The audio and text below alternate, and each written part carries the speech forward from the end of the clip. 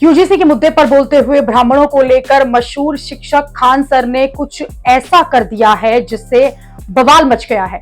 Khan sir ने ब्राह्मणों को लेकर जो कहा उससे लोग दंग हैं, हैरान हैं। ये सवाल पूछ रहे हैं कि खान सर ने इतनी बड़ी बात इतनी बेबाकी से कैसे कह दी। खान सर के बयान से तूफान मचा हुआ है। कोई उनके बयान पर ताली पीट रहा है तो कोई उन्हें गाली दे रहा है। खान सर ने क्या कहा वो आपको बताती हूं। खान सर ने कहा कि भारत में 3% ब्राह्मण हैं, तो नियम लगाकर तुम उनका कुछ करके दिखा दो। नियम बना दोगे, ऑफिस में वही बैठे हैं, पारित करवा लोगे।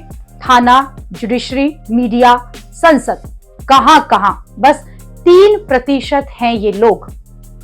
खान सर का यह बयान बहुत वायरल हो रहा है। एससी, एसटी और ओबीसी से जुड़े कुछ संगठन जो कि यूजीसी के नियमों को तुरंत लागू करने की मांग कर रहे हैं, वो खान सर का ये बयान वायरल कर रहे हैं और ये नैरेटिव बना रहे हैं कि देश में तो ब्राह्मणों का ही दबदबा है, जबकि उनकी आबादी कम है।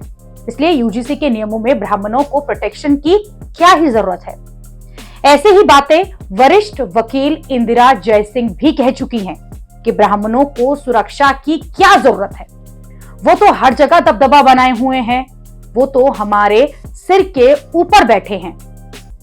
खान सर का जो हालिया बयान आया है सामने, उसका एक ही हिस्सा जो है वो वायरल किया जा रहा है। इसका दूसरा हिस्सा ऐसा है जिस पर और ज्यादा बवाल मचा है। खान सर ने ब्राह्मणों को लेकर कहा कि ब्राह्मण कितने प्रतिशत हैं? बहुत कम है।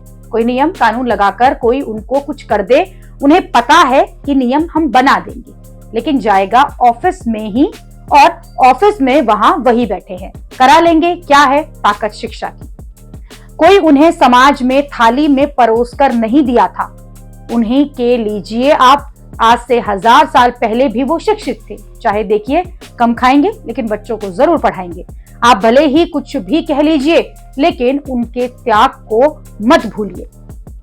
यहाँ पर कोई सजाकर उनको थाली में नौकरी नहीं दिया गया था।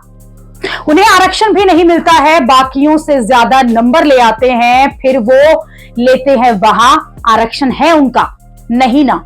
ऐसा नहीं है कि आप किसी को बढ़ाने के चक्कर में किसी को दबा दें। यानी खान सर ने ब्राह्मणों के पक्ष में वो बात कह दी जो इस देश में बहुत से लोगों को पसंद नहीं आएगी। खान सर साफ साफ कह रहे हैं कि ब्राह्मण जो हैं वो अपनी काबिलियत की वजह से हर जगह पर मौजूद हैं।